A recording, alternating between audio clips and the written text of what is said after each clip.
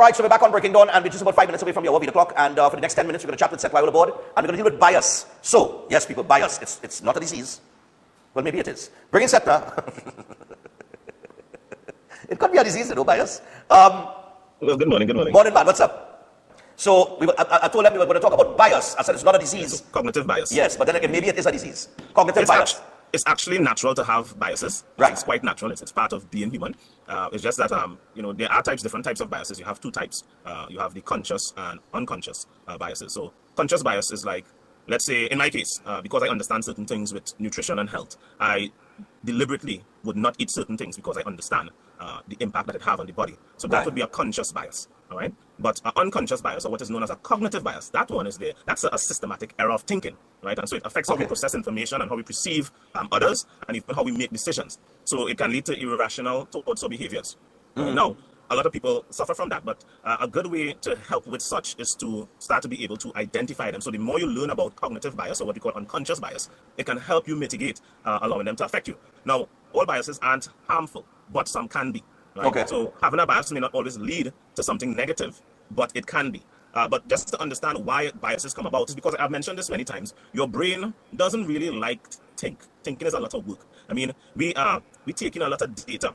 Over 11 million specks of data information is what per second, but you could process about 40 of that. You know, so when you get nearly 11 million bits of pieces of information, and you can process about 40, the brain is going to start looking for shortcuts. Okay. Right, it's going to start looking for shortcuts. So a type of bias. Let me just share my screen here. So I'll show a little chart, something here. All right. Let me pull to the center. Let me zoom out first so we can see. As you can see, I have a lot of biases. Now there are much more. There are much more. These are just a few. Wow. Right. Yeah, there are much more. But the one I want to start off with is looking at the anchoring effect, or what you might call a anchoring bias. As it says here, relying too much on the initial piece of information offered when making decisions. Right? And to give an example, the first test seemed okay. Do we need to look anymore? Right? So let's take anchoring bias is when an anchor is placed. So let's say you're shopping for a vehicle, and you see a vehicle that you like, or someone is trying to sell you a vehicle, whether it's used or whatever. Yeah. The first price they tell you is setting the anchor. So let's say they tell you this vehicle costs 100,000. Right. That's setting the anchor. But they open to negotiations. Because they set that anchor at 100,000, you might say, all right, so can get it for 95 or 90. You would negotiate around that price. That 100,000 figure, yeah. Correct. So now the vehicle could well be valued at 75,000. But because they set that anchor, yes, you stay within that. So in a kind of a way, it kind of traps you or keeps you limited to thinking within a particular parameter. Okay. And that there can become problematic, right? Many people, when it comes to their thinking, all right, there have been certain anchors. Because we tend to hold on to what we have heard first, doesn't necessarily mean what we heard first was accurate. Was accurate, yes. Right? Yes, I understand. So then your thoughts now tend to associate around that. Right. And there are many things that, with regards to health, because of course I pull things back to health, keep in mind, I deal in holistic health, which doesn't just focus on diseases alone, but mental as well, right? Mental, spiritual, everything that deals with the human experience. That's what holistic health is. So I deal with holistic health, all right? So everything I take into consideration with regards to causing somebody to improve in health, all right? Not just diseases. So let's say you have a particular belief because you have been exposed to certain information first, and the information is inaccurate. Now, when I showed last week with regards to wine, because many people believe that they saw some data came out back how much years ago that there are health benefits to wine. Red wine.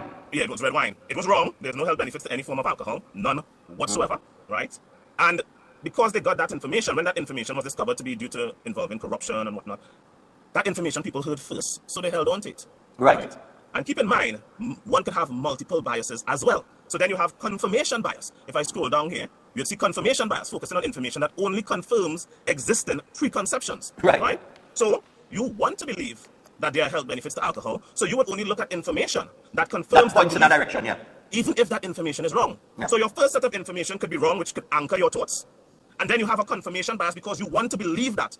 So those are two biases that are working hand in hand, overlapping each other, and therefore going to cause somebody to hold on to that belief and therefore not change their behavior. Now, this can lead to some big negative effects in your life, as we know that alcohol causes over 200 different diseases, right? And people would hold on to that. And then there are other, I don't even think it's on this here where it have other types of biases, such as choice bias. So this is because you made the choice, you don't want to accept that you made a bad choice. So therefore, you are going to stick with your choice and believe that your choice is best. And when it comes to many people, I mean, as I talk in this, I'm sure you could even see even times in one's own individual life where things like this have happened, right? So you buy an Apple phone, right? Oh God. It have the same features from way back when. Oh God. Right? From way back when. but you don't want to admit that you made a bad choice. No, well, I admitted it recently. So Yeah? iPhone then have to be the best. I admitted it recently. Is the men that advised me to buy a go with Apple? Regarding a lot of stuff. They're still trying to convince themselves. You make decisions like this regarding a lot of stuff. So you go with regards to, let me close the screen here. Yeah. Right? You go to a health center or clinic or hospital or private doctor or specialist, and the first thing they throw to you is you need to do surgery. Right. Anchoring bias. Anchoring bias. So it's already set. You're already set. Yeah. You're already thinking. That only way surgery to is fix needed. my problem Yeah. is through surgery. So therefore, automatically, you have now bumped out or pushed away all other thoughts for any form of alternative treatment. So now what you're looking for? You're going to look for surgery, and you might look for which surgery might be more financially feasible. But in your mind, in your mind, surgery has already been anchored. Because that's what you've been told. Let me ask you something. They say, does any of this bias, whether it is cognitive bias as we're discussing here, there is a saying that if you repeat a lie enough, eventually it becomes the truth. The truth. In fact, let me show you something. Let me put up the screen again as I mentioned that. Look at this one here. Availability heuristic bias. That one.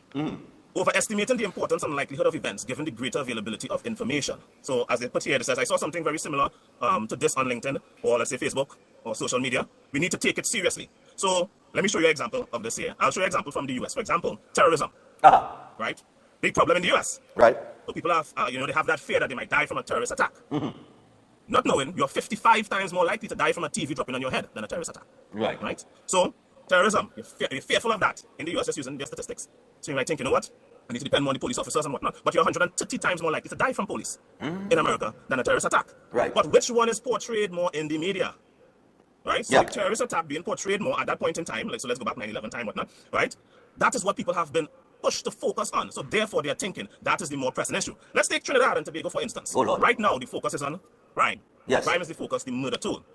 You do the data, we have over 12,000 deaths a year. So an average crime, which let's say we go with 650 murders, kill about 5% of the people that die. Make up about 5% of the people that die every year, 5%.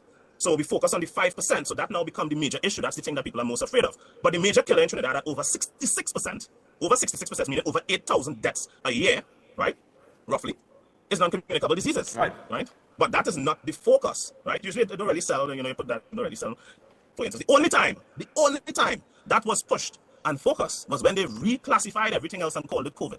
Right. Yes. So they called it COVID. So during that time span, everybody was afraid of dying from non-communicable diseases because they were cofactors or comorbidities. Right? Yeah, the comorbidity line. Yeah, Simply because the same data that have always existed, that did not change. There wasn't an increase in deaths at all during COVID. Yeah. Right? There wasn't an increase. It was just being highlighted in the media. So, heuristic bias. Yeah. Right? You put something in the media to people because the information is more freely and easily accessible. People think it is a more pressing issue. Biases are around us all the time. It's part of humanity. Yeah, you have to be more consciously aware of it. Yeah, because it's interesting that you talk about this, you bring up this topic this morning, right?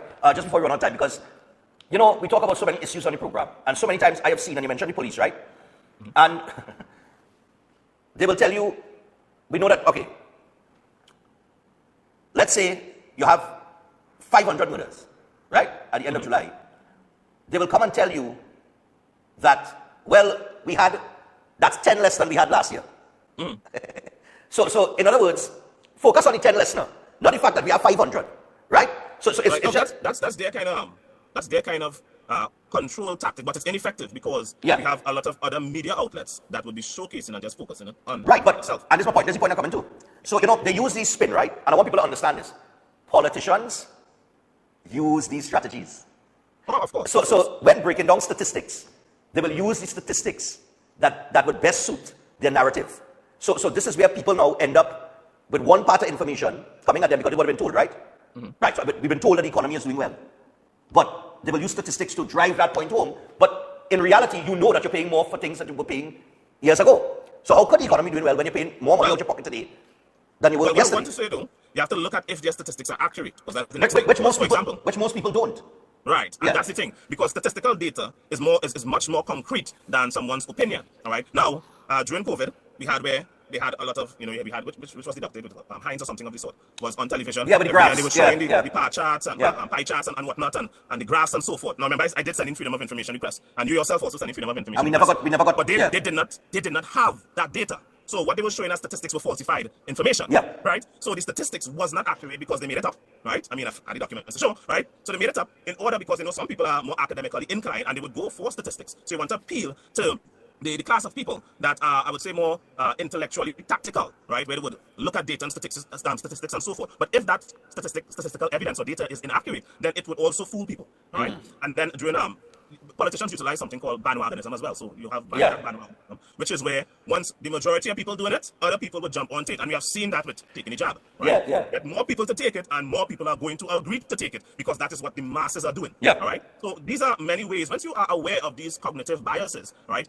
you can mitigate how they affect your life. You can now become a bit more open-minded. Now, a lot of people need to become more open-minded because when it comes to health, a lot of people are closed-minded, and information bias plays a big role with regards to such. I recently started resharing, a little clip from when I did this segment with regards to when we did with Dr. CB and the talk on mucus. And I'm watching some of the comments, and I was like, wow, ignorance is a very massive thing in this country, right? Where people are thinking mucus is the cause of disease and not seeing that mucus is just the body's defense mechanism responding to a stimulus that is affecting the body, right? So they're thinking because he said and that's what people want to believe because it seems easier. Not a lot of thought processing is needed to come to that conclusion. Why? When I cough, mucus come up, so therefore mucus is the problem. Right. Foolish way of thinking, right? Nobody looking at root cause. But that's the mindset that a lot of people have. The human brain doesn't like to think. You have to train your brain to start thinking more when it comes to health. Health is the single most important thing because without it we have literally nothing. You're dead and can't do anything. Because just before we run on time, just on the mucus point, because I recently had the cold.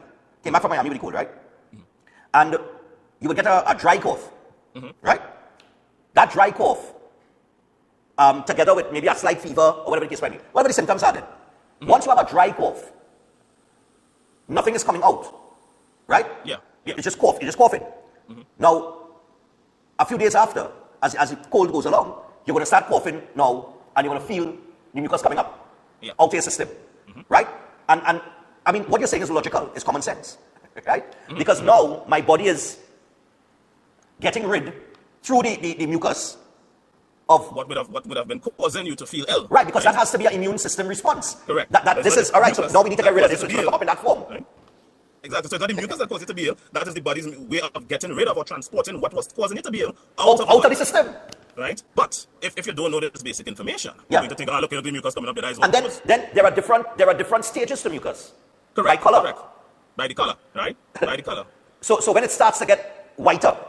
Right, so it will move from clear, you could go to white, you could go to yellowish, you could go to greenish, right, you could go to brown, you could go to red, you could go to black, right?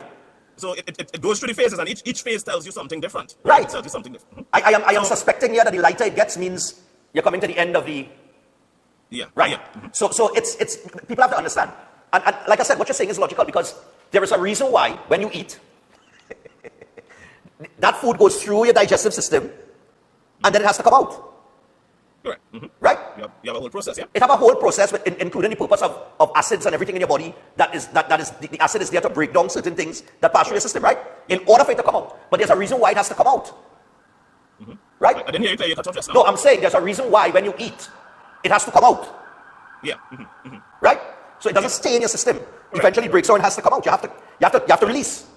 So what comes out of the body is, in my humble estimation, is the body cleansing itself. So that includes mucus coming out of your system when you have the cold, or even running, or when you're sinus and you have cold running out of your nose. In your feces because it also helps you to pass. Yes, it's easier. You need mucus to line the colon and the rectum and stuff, or else you're going to get a lot of friction, which can lead to constipation and then to colonic bleeding. Right, and then that can lead to other conditions. Some people might have to even have the whole colon removed. Right, mucus plays very important roles in different parts of the body. We have some parts of the body that need to always have mucus there, so people can't just look at that as the problem. Right, but like I said, when people have these biases and are not consciously aware of them, right, they tend to always fall victim to them. Right? Keep in mind, biases are part of the human experience. We just need to become more aware of them so that we could be more open-minded. There are a lot of closed-minded people, especially in Trinidad and Tobago. I could say that for certain.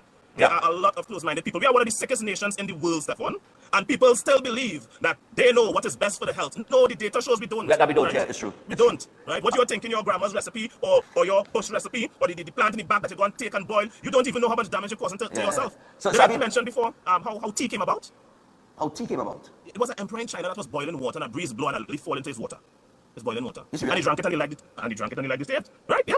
And he found it taste so good and he felt good when he drank it, or however he felt. Now, it could have been he was being poisoned and he didn't know, and that caused him to feel a little bit calmer and more docile because, less active because of the poisoning, you don't know. And he liked the feeling that he gets. And then he started to encourage other people to drink it.